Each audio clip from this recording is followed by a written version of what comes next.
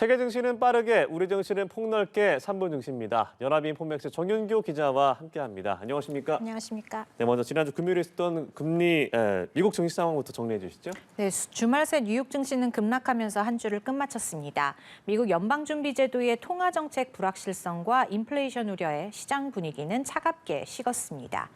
3대 지수 보겠습니다.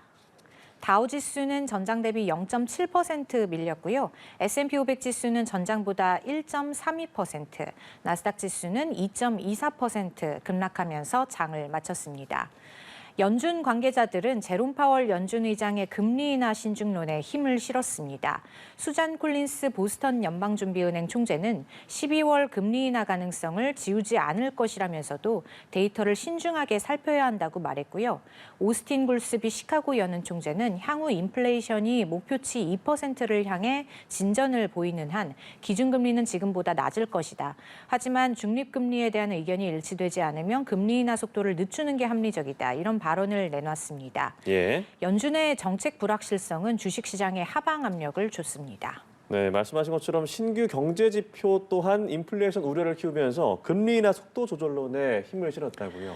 네, 신규 지표들은 미국의 경제가 뜨거워졌음을 시사했습니다. 연준 인사들의 발언에 더해서 경제 지표까지 강하게 나오면서 연준의 금리 인하 속도가 늦춰질 거란 관측을 뒷받침했습니다. 미국의 10월 소매 판매는 계절 조정 기준으로 전월보다 0.4% 증가한 7,189억 달러로 집계되면서 예상치 0.3% 증가를 웃돌았고요.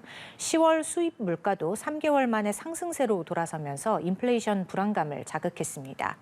금리 선물 시장에서 연준이 12월 금리를 동결할 확률은 42%로 높아졌고요. 25bp 금리 인하 가능성은 60%로 축소됐습니다. 금리 인하 속도 조절 가능성에 기술주들은 대체로 부진했고요. 매그니피센트 7 중에서는 테슬라만 오르고 모두 하락했습니다. 아마존과 메타 플랫폼스는 4% 넘게 급락했고요. 반도체주도 일제히 밀려났는데요. 엔비디아는 3.26% 떨어지면서 시가총액 1위 자리를 간신히 지켰고요. 필라델피아 반도체 지수는 3% 넘게 급락했습니다. 의료 및 제약 관련주도 무더기로 하락했는데요. 트럼프 대통령 당선자가 백신 회의론자인 로버트 프랜시스 케네디 주니어를 보건복지부 장관으로 지명한 여파였습니다. 모더나는 7%, 얌제는 4% 넘게 밀렸습니다. 네, 이번에는 국내 증시 상황도 살펴보죠. 지난주 금요일 코스피 시장은 어떻게 마무리됐습니까? 네, 코스피는 3거래일 연속 2,410대에서 마감했습니다.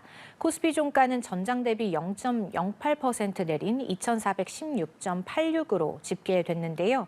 지수는 장중 2,400선을 하회해서 2,390선까지 떨어졌다가 낙폭을 줄이면서 약보합으로 마감했습니다. 미국 재무부가 한국을 다시 환율 관찰 대상국으로 지정하면서 투자 심리가 위축됐고요. 트럼프 행정부가 전기차 세액공제 폐지를 검토한다는 소식에 2차 전지주도 급락했습니다. 코스피를 지탱한 주역은 시가총액 1위인 삼성전자와 2위인 SK하이닉스였고요. 삼성전자 주가는 저가 매수세에 7.2% 뛰어오르면서 4년 8개월 만에 가장 가파른 상승률을 보였습니다. 전날 4만 원대로 주저앉았던 삼성전자 주가는 5만 3천 원 선을 회복했고요. SK하이닉스도 3% 넘게 오르면서 5거래일 만에 반등했습니다. 네, 삼성전자 말씀하신 대로 금요일 날 반등하긴 했지만 그동안 많이 빠졌잖아요. 자사주 매입 이슈가 있군요. 삼성전자가 10조 원 규모의 자사주를 매입한다라는 소식인데 주가에 긍정적인 요인이 되겠죠? 네, 시장에선 삼성전자의 자사주 매입 결정을 환호하는 분위기입니다. 삼성전자는 지난주 금요일 장마감 후 자사주 매입을 발표했는데요. 향후 1년 동안 총 10조 원 규모의 자사주를 분할 매입할 계획이고요. 이 가운데 3조 원은 3개월 내에 사들여서 전량 소각하기로 했습니다. 증권가에선 오랜만에 자사주 매입 소식에 주가 반등 기대가 커지고 있습니다. 삼성전자가 2017년에 9조 3천억 원 규모의 자사주 매입에 나섰을 때 주가가 9개월 동안 50% 급등한 바 있기 때문입니다. 다만 일각에선 이번 조치가 미봉책에 그칠 거라는 시각도 있는데요. 근본적으로 고대역폭 메모리 HBM 경쟁력과 실적 개선이 급선무라는 분석도 나오고요. 자사주 매입 규모가 회사 덩치에 비해서 작은 편이라는 지적도 있습니다. 네, 그럼 마지막으로 이번 주 증시도 전망을 해주시죠. 네, 이번 주 코스피는 기술적 반등을 시도할 것으로 보입니다. 단기간에 낙폭이 과대했다는 인식이 있기 때문에 저가 매수세가 유입되면서 반등이 이뤄질 것일 가능성에 무게가 실리고 있습니다. 최근 우리 증시를 뒤흔들었던 트럼프 트레이드의 열기가 식어가고 있고요. 주말 새 뉴욕 증시가 급락장을 나타낸 만큼 미 증시와 디커플링 양상을 보인 국내 증시에선 기술적인 반등이 나올 가능성이 있습니다. 삼성전자 주가도 대규모 자사주 매입으로 상승 동력을 보탤 것으로 전망되는데요. 다만 반도체주와 2차 전지주가 트럼프 재집권에 대한 우려로 출렁일 가능성도 상존하기 때문에 긴장을 놓을 수는 없겠습니다.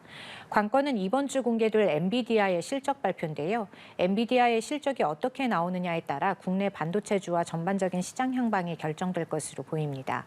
또 이번 주 예정된 미국 연준 인사들의 발언에도 귀 기울여 할 것으로 보이는데요. 이미 뉴욕 증시가 연준의 금리 인하를 선반영해서 강세를 보인 상황입니다. 이런 가운데 지난주 파월 연준 의장이 기준금리 인하를 서두를 필요가 없다고 하면서 시장에 찬물을 끼얹은 상황이라 연준의 금리 인하 속도를 더 자세히 검토할 필요가 있겠습니다. 네, 알겠습니다. 오늘 말씀 여기까지 들어보죠. 3분 증시 연합인포맥스 정윤교 기자와 함께했습니다. 고맙습니다. 고맙습니다.